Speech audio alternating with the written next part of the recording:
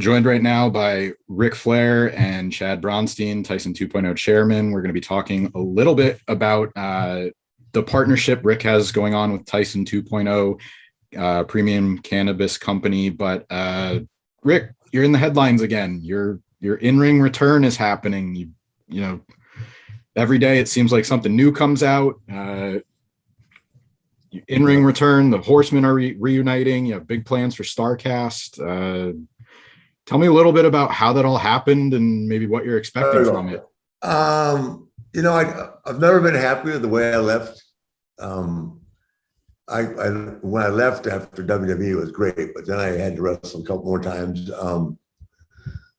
because I was paying lawyers and paying alimony. That's basically the nuts and bolts of it. A lot of both. And but I wasn't happy with that at all. I wasn't happy with myself. And then I saw Vince at WrestleMania, saw Steve out there.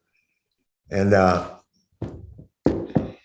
it actually really inspired me to read. I've been thinking about it, but I've been lucky, even though I've had, my fair share of issues, I don't have any aches or pains, if that makes sense. It's insanity. I mean, I broke my back in an airplane crash. The doctor told me I'd be totally arthritic at the age of 40. I'm 73. So then I cracked C5 and 6 in my neck, and it shrunk my tricep a little bit, but my neck's good.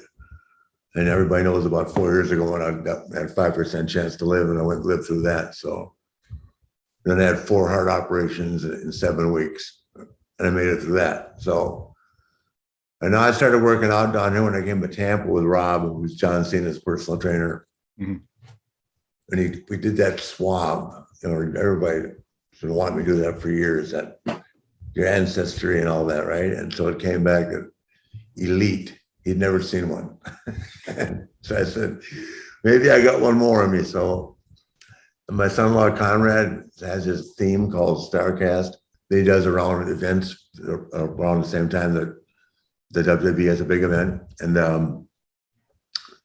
he said, what do you think about having one more match? And I said, yeah. I mean, any name, didn't think twice about it. So before I said yes, I went over and wrestled the guy with Jay Lethal.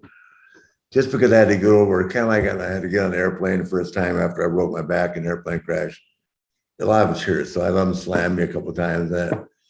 Because the only fear I really had is that this thing could come unplugged, but the doctor said I have so much scar tissue around it now that I'm good to go. So I went to that. So obviously I have to really get, work on my reflexes, my timing and that, but the fear factor is over. So something I want to do, and I feel like I'll be better and give a better accounting of myself than I did 15 years ago, 12 years ago.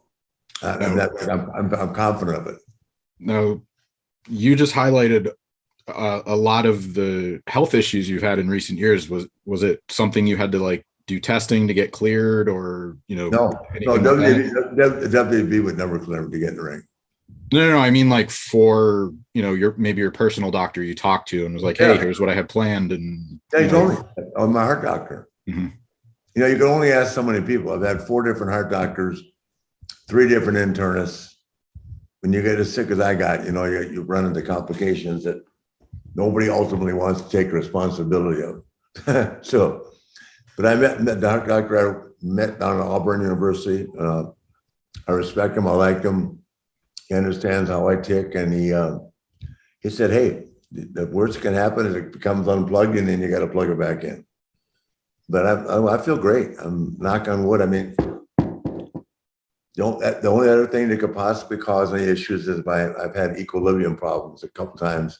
Mm-hmm. I'm taking headshots, but I haven't had that in a long time either. So I'm not anticipating that. I just have to really go to work on my hand-eye, not my hand-eye coordination, but on my quickness through drills, quick up and down. And then the wrestling part of it is just bingo. It's easy. Yeah, it's just hit myself in the max, probably better shape than I was when I wrestled Sean. And not cosmetically. Now, cosmetically, I'm going to wear a shirt. Okay. Just kidding. No, everybody heads up. Don't worry. Ric, you're still in pretty amazing shape.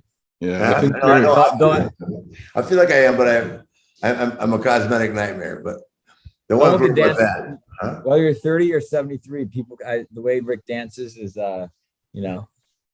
Not many people can I dance can like dance all that. that, dance no longer. Wait till I get to 2.0.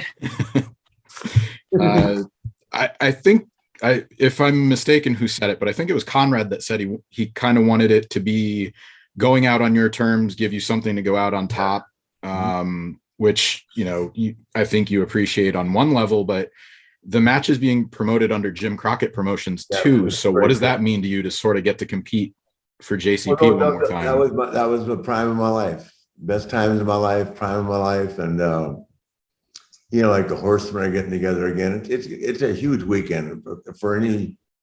I'm lucky that there's a lot of nostalgia right now in the wrestling business. A lot of nostalgia. There isn't a lot of sports, but in our business, because the guys that were so good for so long, but basically are just falling by the wayside, and it's basically a whole new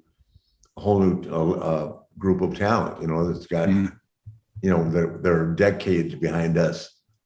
And actually, I think the way you get to be great is not only your ability, but it's the length and time frame that you do. Like Randy Orton has just been on top 20 years, guys. That's hard to do. My daughter's been on top for 9 consecutive years. It's really easy to go up and go down, go up and down, but to stay on top, it's kind of like I tell Chad. Chad's 34 years old. Never seen anybody that he doesn't go like this. And that's not, and you have to hang around with Chad or be with him. It's always aggressive. It's always real. And if he says something, he makes it come true. And that's why we've connected. Just like that. He thinks just like I do. He's a lot smarter than I am, but I mean, he knows he knows I'm real.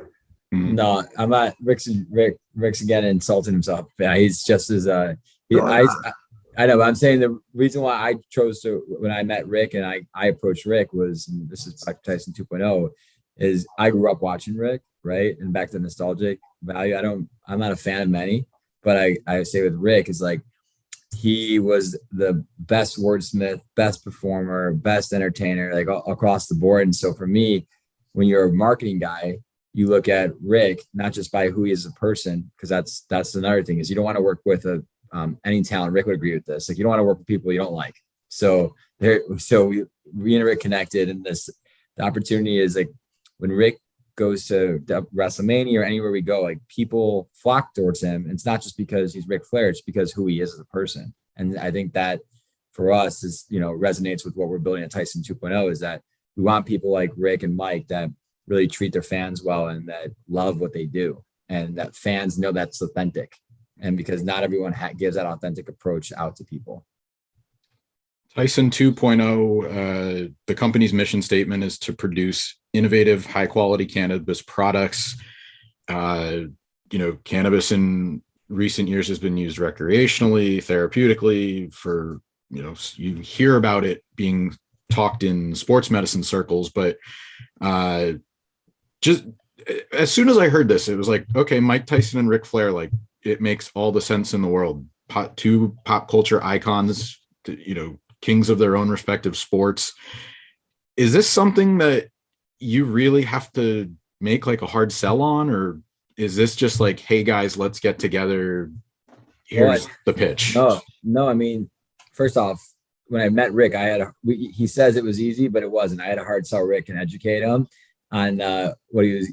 We had a great relationship, but it's not easy to go to a cannabis market. Let's be very clear. And Francesca and Maria know this because they work with a lot of cannabis brands. It's not easy to go and get a big MSO or a cannabis operator to say, I want to work with a celebrity. And the reason being is because all the product around the United States is limited. And so they're ready to deal with 280E. So when it comes to working with a celebrity, you're paying an additional cost. And so the celebrity game has been hard to get national scale, right? Because then it's not easy, and it's state by state. And then what we did that was different was we did a deal with Columbia Care and some other MSOs where we have 20 states that we're in. So we launched Tyson in 20 states.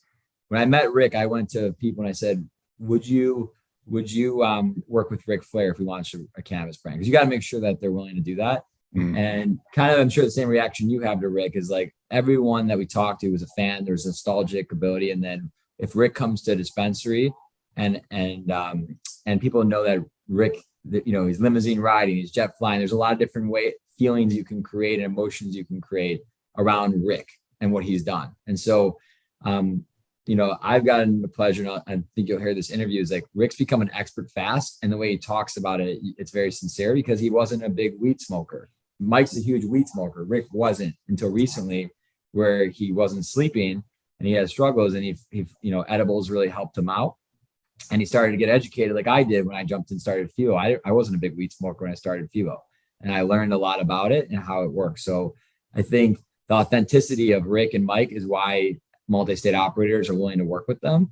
And then when they come to their dispensaries, which we've done a lot of tours, and Rick's about to go on tour, it's very fun for both the consumer and the retailer when Rick and Mike show up, and the level of audience that comes, and it's pretty big. So I think that's what their selling points is, that a 5-year-old knows who they are, and your great grandfather or grandmother knows who Ric Flair and Mike Tyson are. And so I think that's why they resonate. Like Rick was saying, the consistency of who they are and the relevance they continue to create is why operators want to work with them.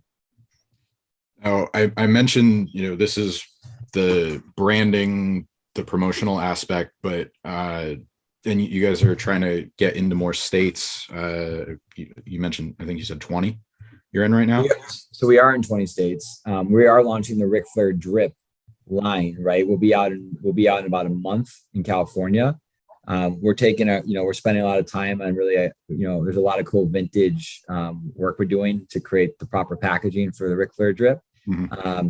And you can tease out here is that we are going to be launching like Mike Bites, but Woo Chews. And there'll be collaboration. Woo Chews. Exactly. That was Mike Bites. Woo Chews.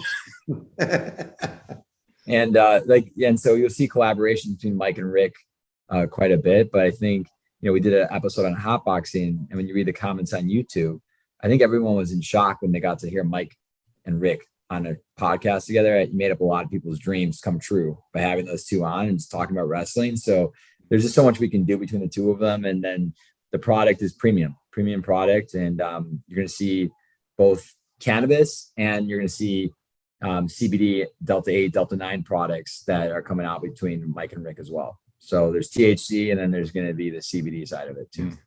Yeah, that episode was actually very enjoyable to watch. If you guys want to, anybody listening, or I'll drop, a link in the written article, but it was just so wild to like watch you guys, like it wasn't even like an interview. It was just kind of like I think there was 4 or 5 of you on set, like shooting the breeze, like talking about, what I would do different. There was a good quote about like Rick was talking about what advice he would give, today's people. And, there's just something natural, like the chemistry's there. And you said it's very authentic. So as I say, not as I did. Exactly. You don't want to be there. It might have gotten me to where I am now, but it's not socially acceptable anymore. Nope.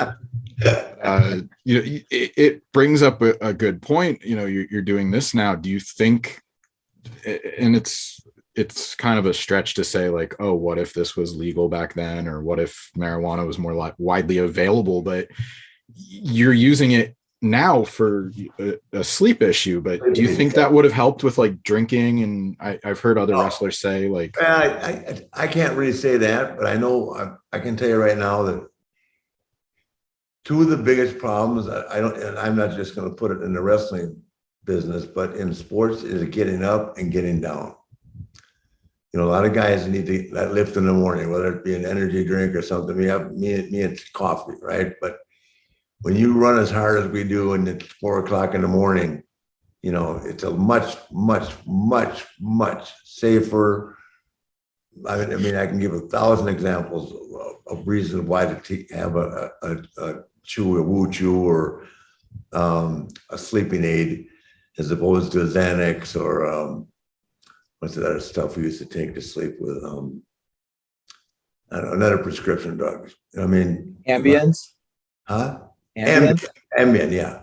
Yeah, Christ, we all ate Xanax and Ambien.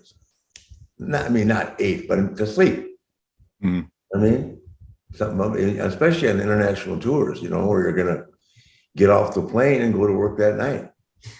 I think you saw it. I think You you don't also just get off the plane and go to the hotel and lay down for a day, get ready. This isn't like getting ready for a UFC fighter. In our day, we got off the plane, went to the arena, and we didn't get to bed at 4 o'clock the next morning. And that really, when I was younger, when I was traveling the world as the NWA world champion, I mean, it's hard to believe I could be in 1 week, Sydney, Australia, St. Louis, Tokyo, Japan, and back to Atlanta, Georgia in 1 week, and wrestling an hour each time. You didn't have time. You didn't know where you were sometimes. You know what I mean? Yeah. Now, this is a question for both of you, but there's been reports that WWE is relaxing on their policy for marijuana. Nobody's really said it outright, like, oh yeah, we're not getting fined, or we're laid back on it a little bit. But when you hear something like that, or you're looking at it from a marketing perspective or an endorsement perspective, is that a conversation that when you hear something like that, you're like, all right, let's go talk to them. Let's see if maybe there's a partnership that we can strike, or maybe we can see how to bridge the gap between using it, for maybe a regulated use for recovery from injuries and stuff like that. Yeah, I would say, I mean, Rick, you can answer too, but I would say yes.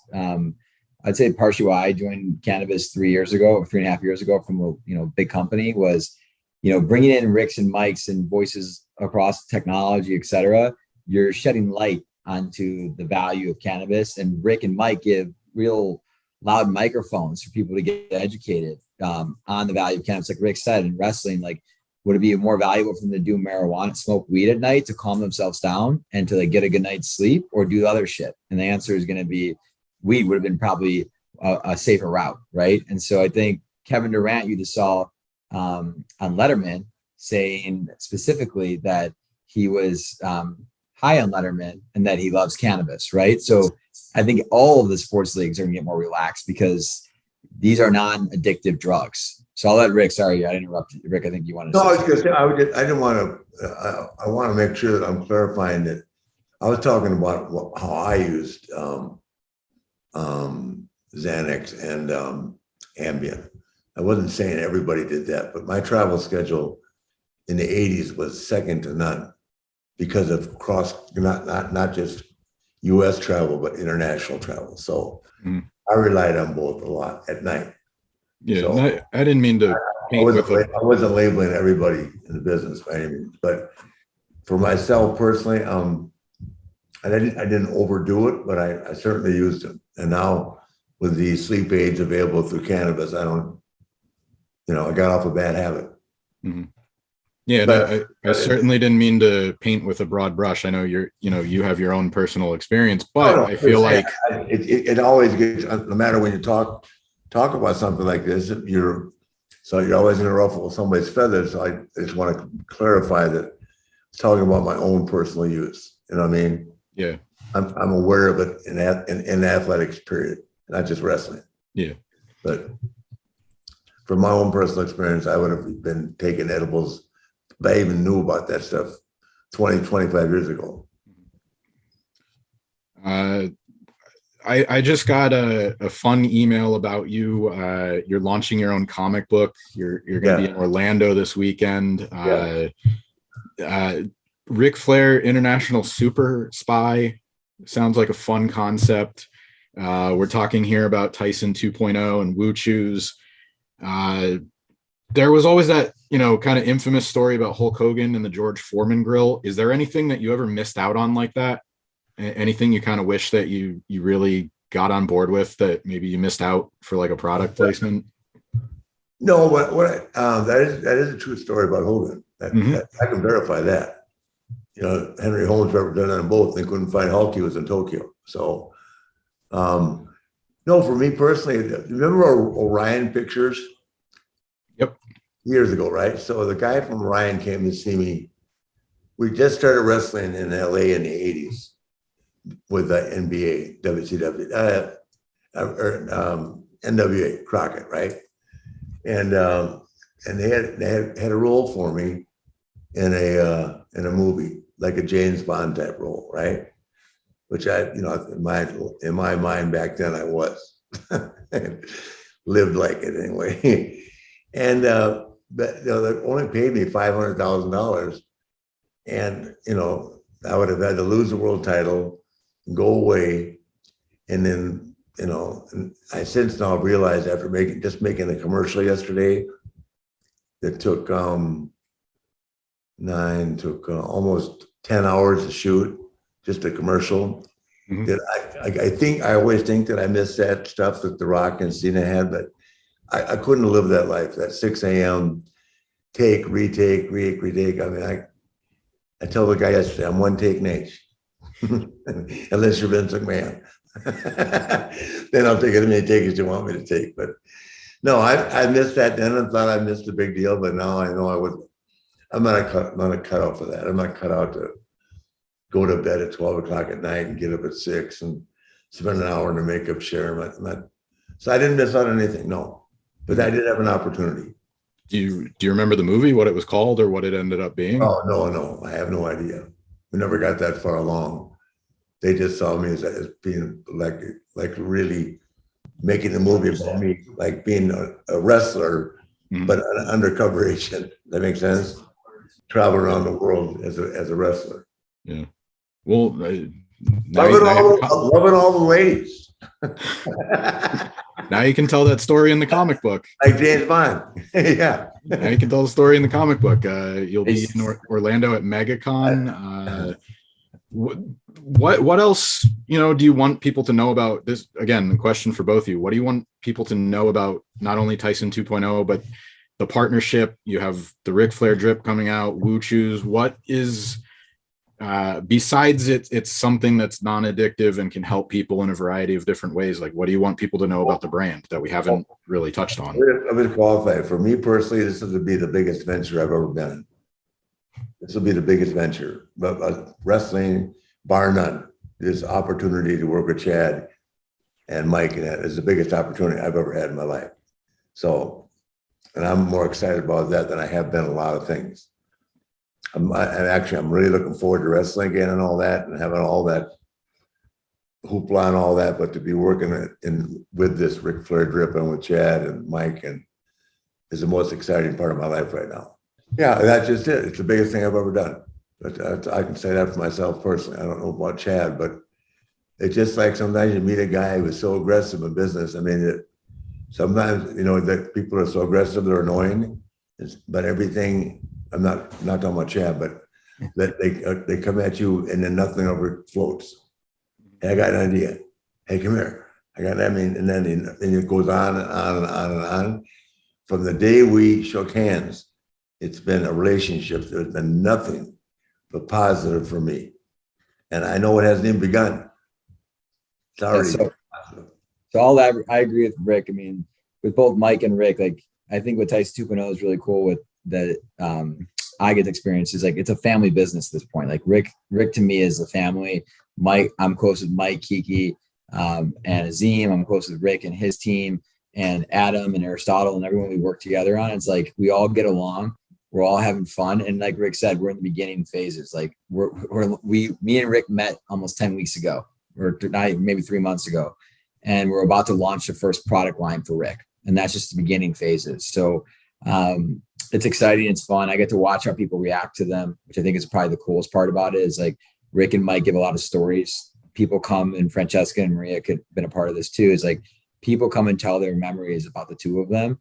And you hear very deep stories about something, whether it's with a family member, et cetera. So I think for me, Adam and Aristotle and other people, it's like we're living a dream because we get to hear all this cool stuff and things that you want to experience. So for us, that's been fun. And I think Rick and Mike are the two realest people I've ever worked with. So it's, I love it. The brands are killing it. And I think we'll be like Rick said, I think we are the biggest brand in the space, and we'll continue to show dominance as we keep moving. So that's what I'll leave it with. But from my side. All right. thank you both for your time.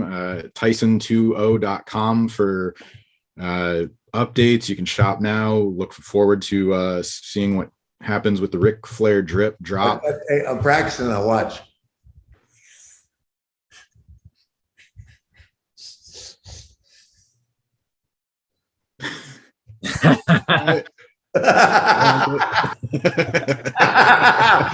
I watched enough guys do it. I think you got it. I think you got your form down. I've watched enough guys do it over the years. Wait, well, the next one's gonna be on strain reviews with Mike. Mike, I'm gonna burn one with Mike. That'll be YouTube for sure. There you go. Okay. Ric Flair drip drops soon. I didn't stutter. Wheeling, dealing, blunt rolling. Yes, we got to come up with something there. Blunt smoking son of a gun. Woo! There you go. I look forward to all of that. As I said, Tyson 2.0. I look forward to seeing you back in the ring. That's, some really exciting news. I hope to make it down there myself. Nashville in July at the Flair grounds. Rick, I gotta take a picture of that. Do that again. Look how Rick. That's pretty amazing. 73 years old. Yeah, he's saying he's not in good cosmetic shape. He's in better shape than me. No, I'm 37. I am not lifting up my shirt in front of the girls. Rick, do it again. Give us another bicep curl. I am not showing the girls with my shirt off. There you go. I won't take my shirt off for my wife. Oh man! All right. Things are not the same as they were in the 80s.